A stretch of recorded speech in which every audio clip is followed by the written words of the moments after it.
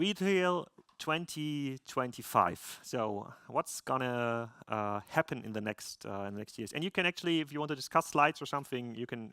The group is not so big, so we can still have an on-site discussion here. Just show up your hand, and we will have a short discussion.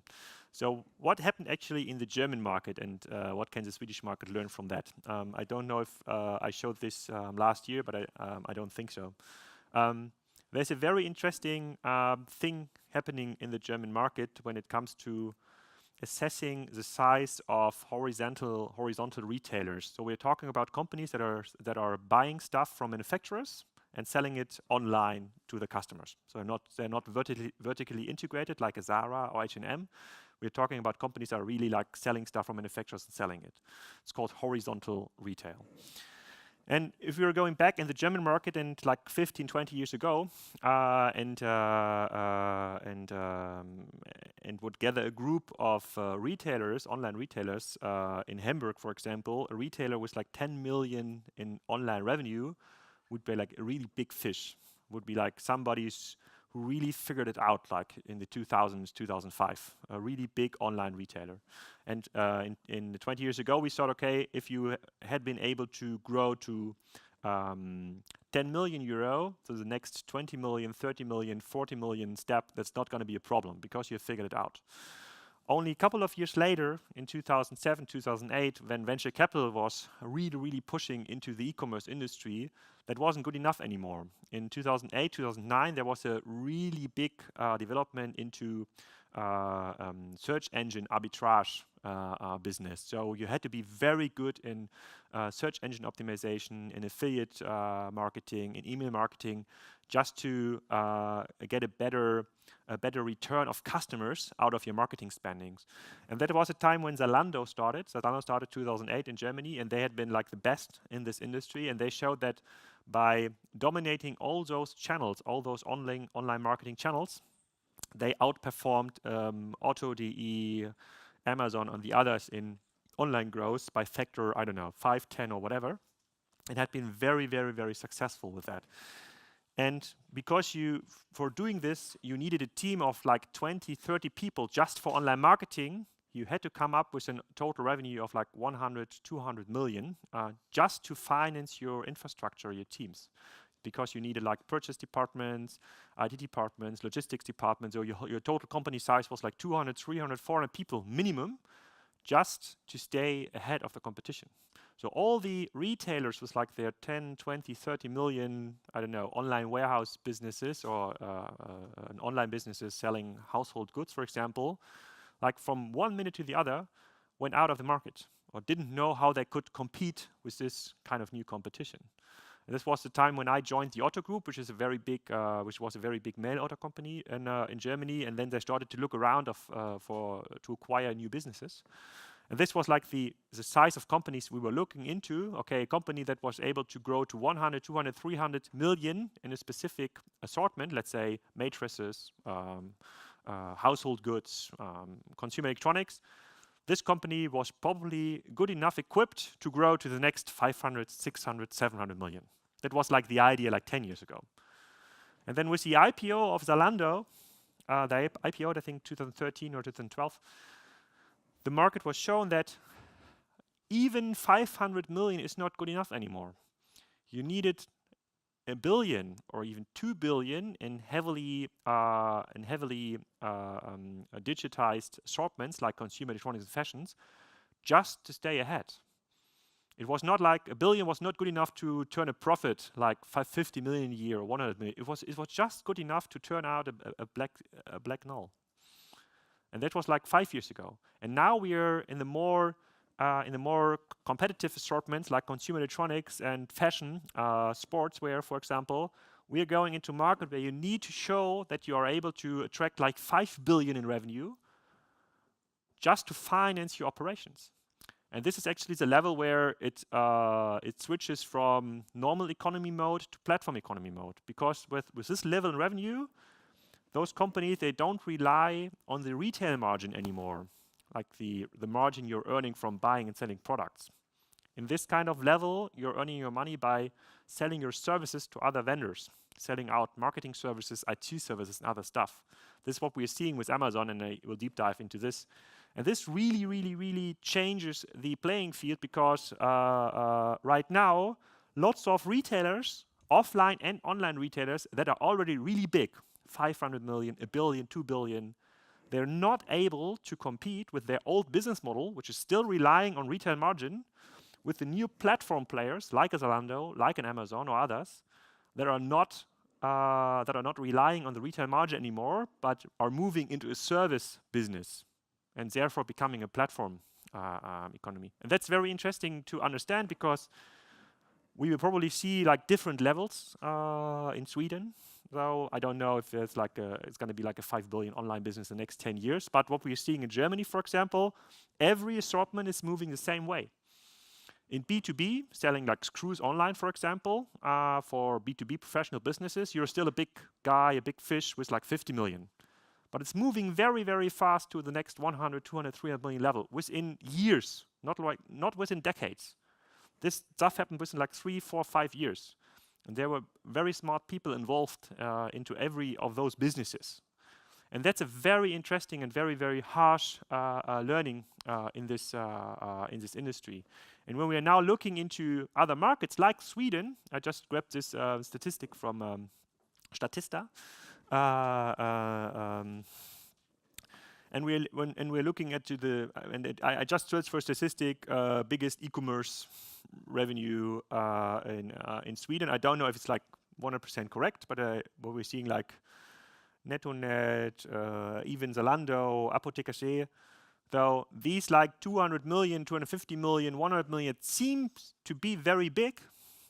But now there's like new players heading into the market like Wish, like a Zalando, and there's going to be Amazon very soon. And they are not relying on the retail margin, and businesses that are competing on the retail margin still will have a very, very hard time to stay ahead or to still be a part of this game. And that is very, very interesting to see in markets where Amazon is now going in, that the playing field is changing within a year or 2 years. It's going to happen very, very, very, very fast, and this creates opportunity for new strategies and for new businesses, actually. When we try to pin it down, the strategy per business model, this was like 2014. We try to analyze those business models here, marketplace business models, pure play business models, intermediary business models, and others, and try to figure out, okay, how had they reacted on e-commerce at like 20 years ago, 10 years ago, and more or less today. And because it's very interesting to understand what your businesses should do when e-commerce or digital comes into play. So marketplace business is very easy to understand. If you ask like the Jeff Bezos in 20 years ago, 10 years ago, and today, it was like e-commerce like the best thing ever happened to my business. It really created my business. What really changed is it's interesting. eBay is kind of doomed already. Like 5 years ago, eBay was kind of a golden company when it still was connected with PayPal. Right now, eBay has not been able to show a strategy that was explaining how they will keep up with Amazon. And none of the smaller marketplaces in Germany, there had been like 5 to 10 marketplaces approaches around with GMVs with total revenues between like 10 million to 100 million. Those marketplaces had been created 2000 to 2008. None of those marketplaces, niche marketplaces, had been able to keep up with Amazon. It seems to be a winner-takes-it-all market. It seems to be a winner-takes-it-all business model. There's not just one alternative right now in the markets where Amazon is around for like 5 or 10 years. And that's very interesting, and it's a very, very frustrating learning. Even more important, we can learn from the pure play businesses. Like in Germany, you have like Windeln.de, which is kind of diapers.com and others. And these businesses had been very, very positive when it comes to e-commerce. They said, okay, in e-commerce, we will be able to create a category killer. Category killer means we're going to be like the mattress retailer #1 online, or the bike retailer #1, or what could be important in Sweden, I don't know, the fish retailer #1. I don't know. But yeah, there might it's probably something that's more important here, for example. But those like sums up relied on two main assumptions. One assumption was that customers would be loyal to the retailer. So if you become like the biggest bike retailer, let's say, and you're gonna buy a bike at the biggest bike retailer, then the next bike you're gonna buy again there, and the next part for your bike you buy again there. If you're going to be like the biggest consumer electronics retailer, customers will be loyal if you're buying the laptop there, and then you buy next week the clicker there. This is not true. There is no loyalty under online customers. It's proven. The customer is only loyal to price, selection, and availability. The retailer is like very exchangeable. There is no real trust and loyalty under online customers. And the other pillar is even more frustrating. The other pillar was that the bigger you become, the better your buying power is. Let's say you are the bike dealer. If you're selling like for 200 million bikes, you are getting much better conditions on your in your purchasing department compared to a 50 million business. And then you will be able to earn more money. And this wasn't the case in the last 20 years in e-commerce worldwide. The 10 euro you're saving in your purchasing department, you had to give in 15 euros discount to the customer next year. The price spiral is still active. So there's no economies of scale available, as we've learned in business administration. So probably most of you have like a business administration background, I guess. And there was like the bigger you are, there's like economies of scale, and then you start earning money, and out of this money you build your empire. It wasn't the case in Pureplay business models. Even worse, intermediary business models. I don't know what like the main intermediaries like price comparison engines is around in Sweden. It's probably not Günstiger or Do You. Anybody remember Do You or Chow.com? Global players in intermediary business. They had been around before Amazon was active, before Google Product Search was active, and saying, okay, we are able to connect all the data dots online, and therefore, the customer is trusting us in aggregating the whole internet, all the products on one website, and then it's going to buying the stuff through our website. So they were able to gain customers from Google for let's say 1 cent, and selling one customer then to Amazon or to Otto or Quelle for €1. They never needed to hassle with stock and with customers. So because there was no real relation, superb business. It's like a print. It's a printing machine. They're printing money. And then through the harsh competition from Google itself and better assessments from the buyers, those business models went out of the market. So the biggest intermediary business model in Germany or even Europe is Idealo. Is Idealo a brand here in Sweden? You heard about? So it's really big. So they have like huge traffic loads. It's still a brand when it comes to online shopping. And even the biggest one needs to transform now into a marketplace. So he can't afford anymore to send customers away into small online shops where conversion might be bad. They need to transform into a one-stop shop business, because they cannot afford to win the customer back like every once in a while. It's too expensive. So the whole sector is going out of the market. There's some intermediary businesses still around, like Check24, which is like an insurance business. Is Check24 brand in Sweden? No, but Booking.com is a brand in Sweden, right? So it's also an intermediary. But it's still under discussion if like even a Booking.com will be able in the next 10 to 20 years to compete with a Facebook or Google when it comes to customer retention. Because the customer starts its search usually in one of the portals. Mail orders, let's jump over this. It's a very German topic. Brick and mortar was very negative 20 years ago when it came to e-commerce because there was new competition around. And then brick and mortar said like, there was like the multi-channel wave coming up in the end of 2008, 2009. They said, okay, we will win this market because when the customer once shopped in a brick and mortar business like Thalia, which is a bookstore in Germany, or Media Market, which is Media Market a brand in Stockholm? Okay, finally. So when a customer was shopping like a mobile phone or an HDMI cable or something like this at the Media Market, then the win probability for the Media Market online shop versus another online shop is much higher, because the customer really got a good shopping experience. That was like the Media Market speech. I don't know if there's anybody here ever had a good shopping experience in a Media Market. But this was the idea, having like the retail, the brick and mortar connection to the customer will bring some synergy effects in the online connection. Never happened.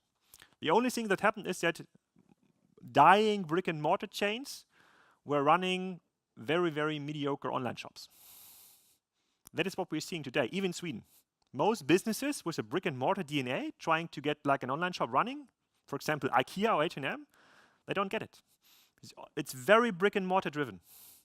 It's very driven all around retail and shops. They don't get it. They are not able to compete with pure players that are only focusing on one channel. There's no synergy effects between channels. And now most of the old businesses are going out of the market. Very similar play here with the manufacturers. So these brands are known in Sweden, I guess, Bosch and Samsung. They were very critical about e-commerce until, let's say, 2010, because like new competition, very hard to control, Chinese imports, nobody knew where they got their merchandise. And a couple of years ago, most of these manufacturers turned around and said, okay, no problem. When all the brick and mortar retail is dying, we just open up our online shop. That's good enough. We can sell our frying pans online to the customers because he's trusting us with his houseware. I'm pretty sure that we're going to hear something about that from Mark in a minute. And when you look, and we will deep dive into that in a minute, and when you look at this map, and if you are able to choose a business model, if you can choose who you want to be, you probably would choose being a marketplace or a manufacturer, a brand. And because it's so hard to become a marketplace and very expensive and technical, blah, blah, blah, most people go with brand. That is actually what happened in the last years, even in Germany. And this created this map here. This created this map where we explained, okay, in an not e-commerce environment, in an analog environment, you usually choose the retailer first when you need a product, when you need like a new laptop or like a shirt or whatever. And within the retailer, could be a catalog, could be a store, you're choosing the product or brand you want, and then you buy it. And in an e-commerce shopping process, it's a little bit different. You're choosing the product first through price comparison engines, through, I don't know, Amazon reviews, whatever.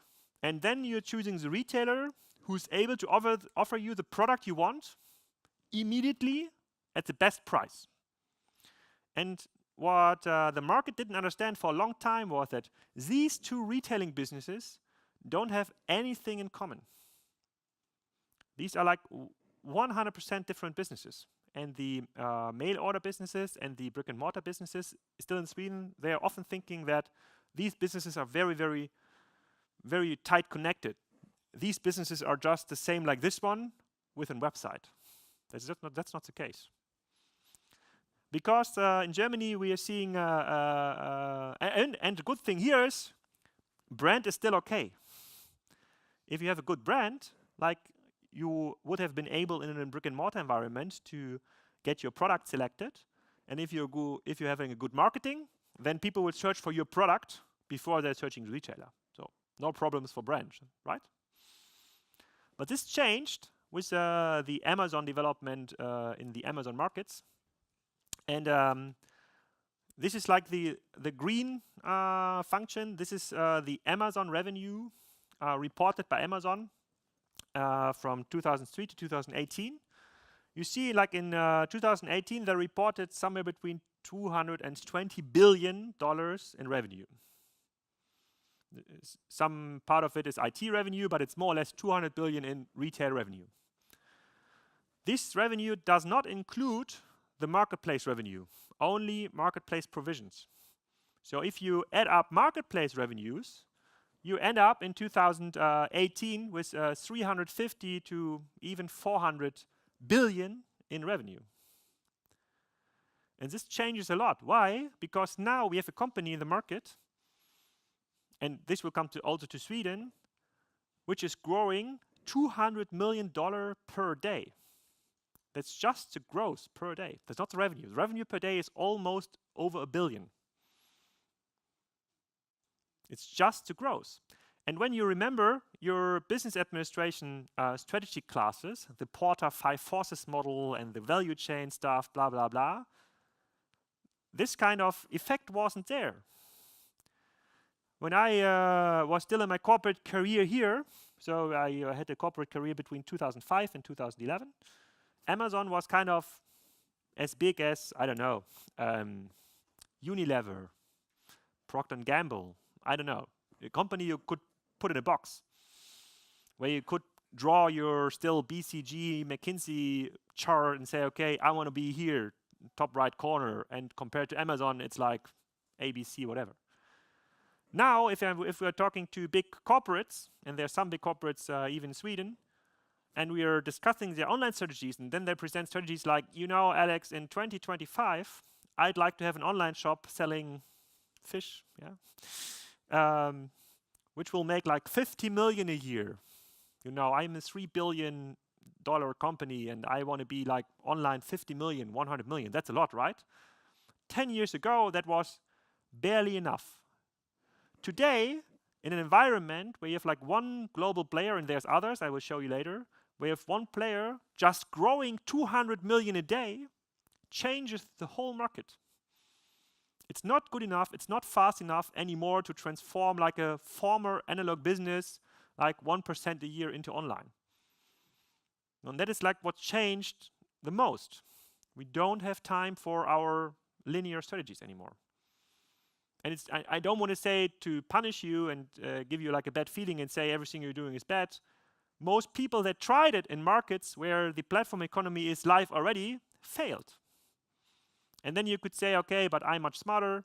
All the other 1,000 companies had been like dumbasses. It's like having a lottery player on the stage saying, okay, I tried and tried and tried, and like, then it happened. I won the lottery, and you can do the same. That would be like the believing in linear strategies.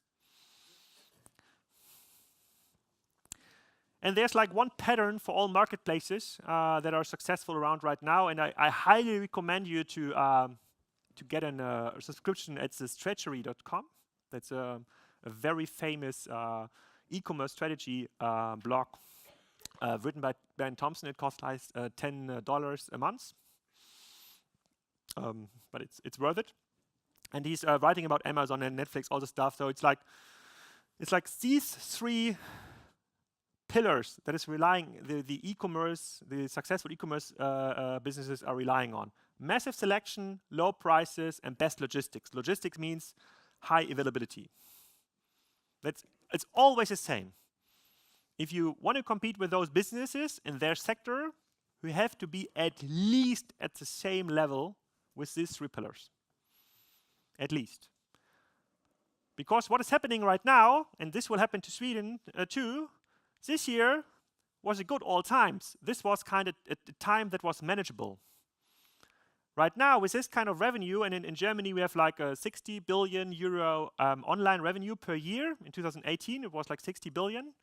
And out of the 60 billion, something between 22 to 28 billion was already made by Amazon. The market growth is only driven by Amazon anymore. Same in the US. In Austria, the market share of Amazon is already, the online market share is already close to 80%. So it's not one player anymore. Amazon is becoming like the platform purchasing stuff. It's like e-commerce. It's the e-commerce main infrastructure. And this changes a lot. This changes, for example, our buying process, because for the frequent buyers, I don't know, Mark is probably a frequent buyer, so how many stuff are you buying on Amazon per year? How many baskets? 1 or 2 per week, so let's say 100. I'm probably at 300 or 400, but Mark, you? Yeah? Not that much. Yeah. Yeah, but the frequent buyers, like the definition of a frequent buyer, like 5 years ago, was like more than 5 times a year.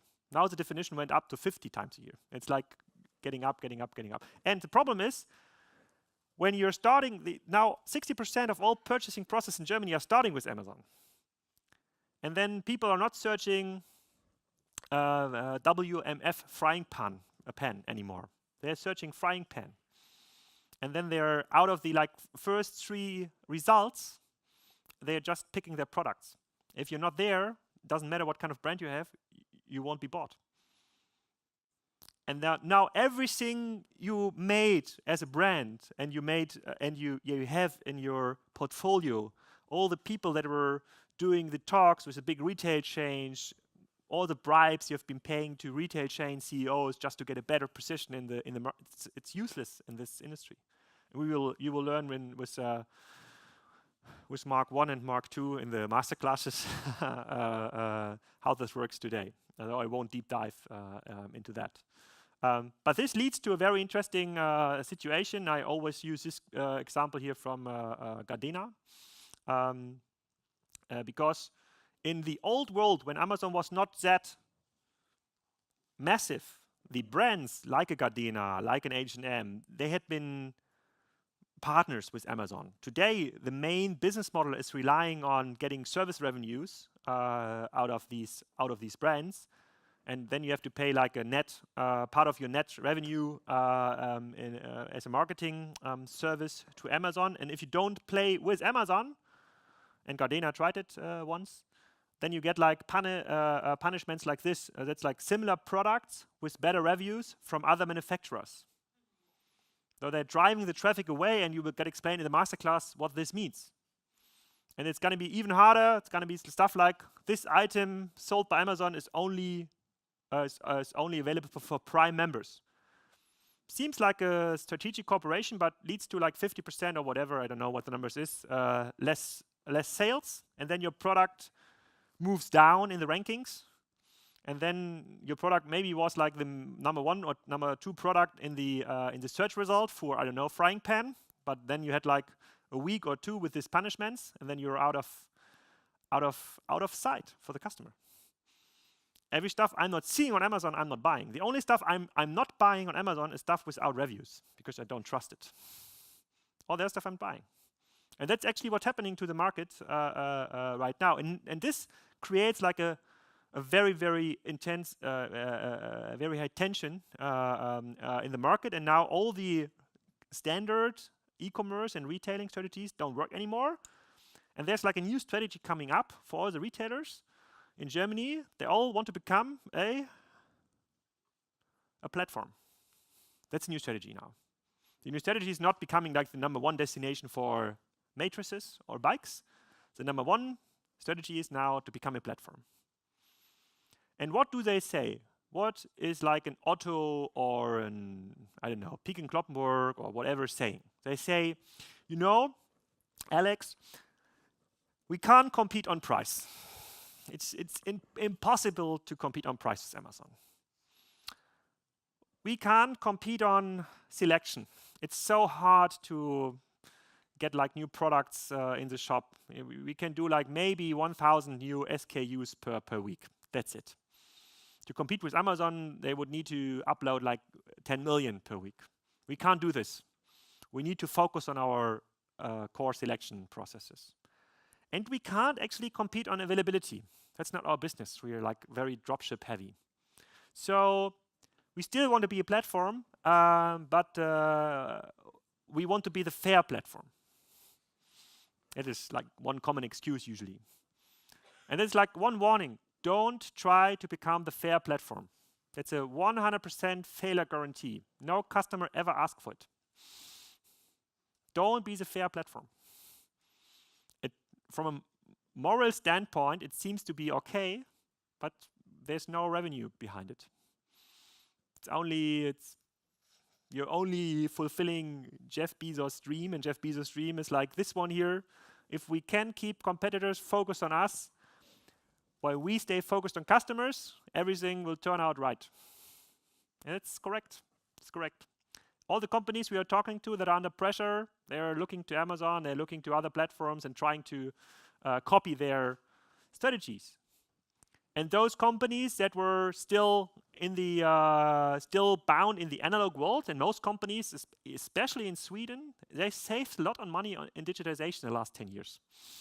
They've done essentially nothing. They have upgraded their ERP system a little bit, but their strategy on platform economy was okay, like the same as it was like with Best Buy, which is like the media market in the USA, or JCPenney's. It's all like main retail-driven Amazon competitors.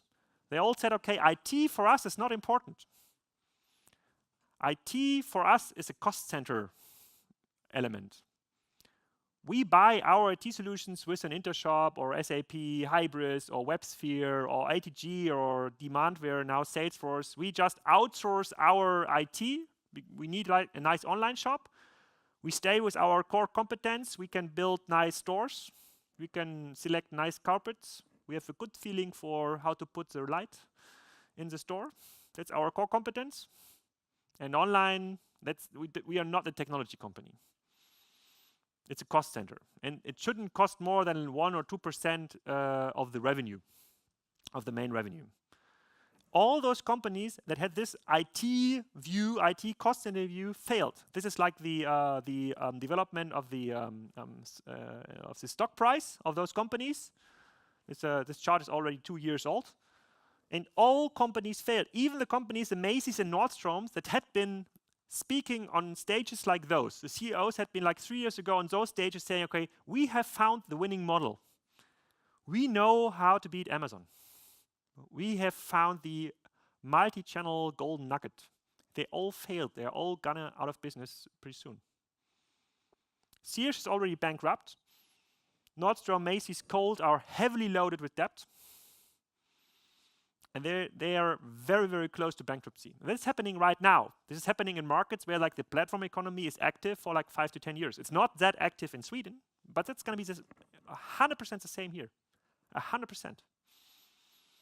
And that's a very, very interesting learning. And even if you know this, it's hard to realize what to do. And I show you the example of Otto. So this is the red line. This is the Otto revenue. Otto, not the Otto group, but like one brand of Otto. They started 2002 with 3 billion and had like a small dip. And they had the chance to buy big chunks of Amazon. But whenever they looked into Amazon, and this is like the green line is the Amazon revenue in Germany until 2013. And whenever they looked at Amazon, and I started there in 2005, and it's true, they said like, you know, Amazon, let them come. This tiny little book seller from Seattle. It's so complex here in Europe, all the currencies, blah, blah, blah, blah, blah. It's going to be too complex. And then when Amazon really gained traction in Germany, they say, okay, you know, Alex, Amazon is not turning any profit. It's not paying dividends. And there will be a moment in future when the shareholders will request dividends. And in that moment, the whole house of cards will collapse. And in that moment, we will be the winners. Okay, you're a CEO. There must be something behind it. Never happened. And then Amazon grew and grew and grew and grew and grew. And now the saying is, no, Alex, Amazon is not our competition anymore. It's a totally different business model. They're not a retailer, they are a platform. And by the way, they're not good in fashion. So let's focus on other people. Let's focus, for example, on Zalando. And you know Zalando, that's a snowball system. They never turned out any dividend. So there will be some time in the future when the shareholders will request dividends. And then we will be the winners. It's all the same. And you can exchange this logo with all your logos of the companies. It's a very, very, very intense experience. And my learning out of this market was always that it's not about selling better products anymore. It's not like selling better frying pans or better refrigerators or something. It's all about selling better, and selling better is now 99% driven by technology. Selling better is knowing better what the customer wants, when he wants it, send him the right information at the right time, at the right device. And whenever I'm joining board discussions within retailers, it's not about where we're going to open the next chain, the next store, what kind of market is interesting. 80% of the discussion is around software projects, ERP, PIM, DAM, whatever systems. And so they have to become technology companies because that's how they will explain their USP in the future. And that's very, very, very hard to do for them. And they're doing it the wrong way. They're doing it, and I've developed a metaphor like a year ago or so. They're doing it the way like a goat would doing it. Though we are using usually the goat as a metaphor because a goat is, you can compare a goat to an analog company. It's easy to handle. The herd of goats is growing like 2%, 3% a year. It's very reliable in giving back milk and meat. So an analog company is like a goat. And if there's more goats, you need a little bit more grass, a bigger fence, but that's it. And now there's like new competition coming around, and digital and platform economy means for the goat there won't be any grass in the future. And then the goat needs to be transformed into an antelope, because the antelope is not relying on like a fence anymore on grass. The antelope is like running every day as long as it needs to the next waterhole, finding grass, and is able to fight lions. So that is like the Amazon, or I don't know, the Zalando, or take whatever you want. And now the goats are looking to the antelopes and thinking about, how can I become an antelope? What is the antelope strategies? How good are they in fighting lions? What was the best strategies in finding waterholes? And what happens when the goat is doing this? It won't become an antelope. The only thing that happens is it becomes a smart goat. And the problem with the smart goat is that it's so heavily invested in learning about the antelope. It's not giving meat anymore. It's not giving milk anymore. It's becoming harder to maintain within a fence because it tries to be an antelope, not able to. So that's why most transformational projects are failing. So going out to the sea and clapping your hands and doing some team building stuff, being digital, that's pure failing strategies. It's not working.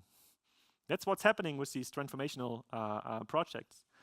And when you look into companies that are able to succeed, and there's one example, for example, Picnic. I don't know if you're aware of Picnic yet. It's a grocery delivery platform. None of the old companies was able to. In Germany, it's an oligopolistic market. 85% is owned by Lidl, Rewe, Aldi, and Edeka. And they tried a lot, invested hundreds of millions. Then there was a new company coming around, like an Antelope one, taking a new approach, getting rid of all the legacy, and they're booming right now. There's probably that might take actually for the next 10 billion company in Europe. It's Picnic from Netherlands. They are much better. And they are much better, not because they're doing like the fancy shit of artificial intelligence and cloud and big data. That's what like the most old companies are thinking what digital is. The very successful ones, they are like 100% in control of data and processes. And then there might be some small KI stuff. When we are talking to old companies and they're, okay, that is your e-commerce strategy, okay, fine enough, but where's your data? Where's your processes? How do you map it? So how good are you in like connecting your interfaces to your ERP? Yeah, I don't know. No, the last ERP project is still running. It's 2 years now. No outcome for the customer yet. It consumes like $1 million a month. Yeah, but we still want to do this fancy stuff. No chance. So even as a Zalando, even about you, even in ASOS, it's 100% about execution. There's no magic behind it. It's 100% execution. It's not about strategy. It's only, and that's maybe one of the most important learnings here, it's only modus operandi. And that's an interesting thing, because when I started my PowerPoint career, I would say, at the Otto Group, we were always in search for stable strategies, for like the better idea. And that's not the case anymore. In the environment we are in right now, it's not about becoming a platform. It's not about becoming like a KI mobile first company. It's only about execution. The ones that are better, that are ones that are able to execute faster and more precise than the others, they are winning, regardless of their assets, regardless how many warehouses, regardless how many logistic trucks, regardless everything. It's all about execution. That's why smaller companies with a pure digital DNA are able to outperform all the companies. And that's the biggest risk. The biggest risk is sitting too long together on your strategy maps, not being able to execute. And if you're learning it that you are not able to execute within your legacy environment, then you need to build something new. That's the only outcome. And I'd like to, and I'm not sure if I showed this video last year, and I'm only like 50% through my presentation, and I have to stop in a minute so Mark can show the more positive news here. But the modus operandi is very interesting and very hard to manage, and I'd like to show you the video, the 2-minute interview of Gary Vaynerchuk. Anybody knows here Gary Vaynerchuk? One of the main B2B influencers right now, was very successful in YouTube. When YouTube was evolving in 2004, it was like the first video blogger, was it known there? And in the next 2 minutes, he will be asked, okay, Gary, it's such a hard environment to succeed. What would you do to succeed in this environment? And he's giving very interesting answers. Hope it works. Doing your Facebook consultancy for clients seems a very different environment. Yes. These channels change every week. You can construct a strategy and Facebook will change the goalposts. It's primarily paid now. What are you advising your clients? You mean like every other media platform in the world? Well, I don't know. I mean, well, yes, you do know. Here's, is TV changed its no, but I mean, I don't mean it changes, which I agree with. I mean, everybody got so emotional that you have to pay for Facebook. Right? They flipped the rug from underneath us. It used to be organic. Everything is pay to play, and more importantly, it's effective. So while people still reconciled with their feelings, the best executors and practitioners disproportionately took value of the underpriced marketplace that it created. As far as changing the goalposts and things of that nature, so did TV at first. You used to do sponsorship. Ed Sullivan's show was brought to you by Lincoln Town Car. Then somebody came up with the model of the 30-second ad, and the market moved. We're at the beginning. They're changing. Tough luck. Like, the market's hard. Nobody gives a shit about you. Like, the end. Like, nobody, like, you know how pissed I am that social media came along? I had digital figured out. I built a big-ass business on it. I loved SEO. Like, I was all about banner retargeting. I followed your asses until you gave up and bought wine for free. I mean, I did it. I had it. It was good. Like, you know how fun it was for me with YouTube? YouTube was 4 months old when I started Wine Library TV. Tons of people were watching me. Like, I loved it. Like, this is exhausting. I'm pissed. Like, fuck, now we have like, really? We have animated fucking selfie things? Like, rainbows are coming out of my mouth? I get it. Like you've got to keep up with this shit 24/7. I'm getting old. I turned 40 in November. I'm pissed. But nobody cares. Like, sorry, fucking Poland Springs. Nobody cares that the world is moving. That's what's gonna happen, and it's our job to figure out how to bring value to those people to do what we want them to do. And that's just the market. Look, some dude bought 8,000 horses before the car was invented. He lost, right? Like the market moved on him. The price of a horse declined. And so to sit around and be upset that innovation's moving and you wish it was the way it was is fine. You're more than welcome. It's just it's a proxy to losing. Good lesson. Glad Poland Springs didn't place to sponsor that. Yeah. He has like 2 very important learnings and very harsh learnings for bigger companies. So one learning is that even he, as like one of the main influencers, and he's really deep into TikTok, for Musical.ly, Instagram, all the stuff, even he does not know what and how is a consumer next. What is a consumer doing next, and what kind of device he's using next time. So he wasn't able to anticipate stuff like Snapchat or Instagram or other devices. So he won't be able to anticipate what's going to be the next channel you as a retailer need to be on. And his take out of this is like, okay, it's all about test and learn. So I need to be in there. I need to test and learn. If there is no strategy, I have to be the fastest one, which is for bigger companies a very, very intense learning, because bigger companies usually explain themselves by risk management. Let's say, okay, I have the biggest department for risk management. I can paint the best PowerPoint charts. I have the best budget for McKinsey, so I can opt out all the bad strategies and go with the good strategies. And that's not possible anymore. It's not possible anymore. So market research is probably your 100% way to failure. test and learn is the only thing that works. And the other thing is even more devastating. The other thing is like he's saying digital knowledge has a very, very short Halbwertszeit. Lifespan. Yes. Why is it? So all the strategies Zalando was using in 2008, 2009 to outperform the competition, it's worthless today. All the Amazon SEO strategies from four years ago, it's worthless today. It's not even worth to look at them anymore. But most companies are saying, okay, we need to build from bottom to top. We need to first start with data management, and then we will hire a BI engineer, and then we build up our CRM system. And like in 3 years from now, we will have the equivalent of an IT and digital infrastructure, and then we will win. That's not the case. That's not the case. You will build up old knowledge and infrastructure. It's not working. And there's like two strategies where we'll deep dive in my masterclass, which is very helpful in this environment. The one strategy is to think in devices, because devices are, and we'll tell you about in my masterclass. And the other strategy is to think about speed, and I'd like to, I always use the example of like two pedestrians walking to each other. The one pedestrian is like the Otto group, and the other one is, so this is Mr. Otto, and this is Mr. Bezos. And let's say, and you remember this chart here, this one here.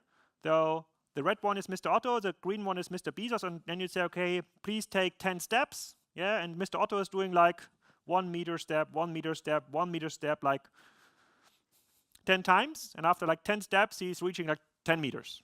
And Mr. Bezos is a little bit more motivated, saying, okay, I'd like to grow 100% per step. So first step is like 1 meter, second step is like 2 meters, then 4 meters, and like after 5 steps, he's like in the corner of this room here. And then Mr. Otto starts to think, okay, maybe I should start running.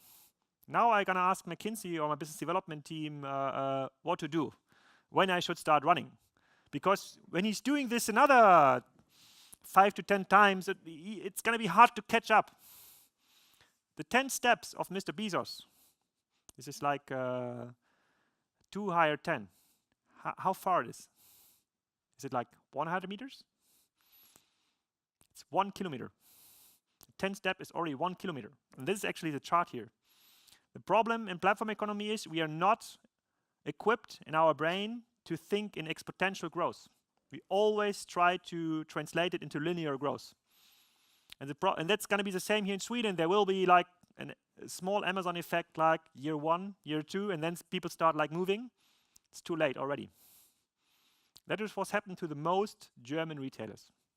And you shouldn't be adapted to the same strategy here in Sweden. Okay, after this like very happy news, I'd like to introduce now and we will deep dive in my masterclass, and I will tell you a bit more about the masterclass after the fireside chat with Georgie. Then we will learn a bit more devices and software. But I'd like to introduce to you Mark Osenberg, and we wanted to have a case that is able to give us some hope. Yeah. A case that is kind of winning in the platform economy without spending hundreds of millions, with very interesting strategies. And Mark learned actually about the platform economy in different stages and in different markets. And I think out of his learnings, there's a lot of stuff, a lot of takeaways for you. So please, Mark, welcome to the stage. Big applause for Mark. Thank you.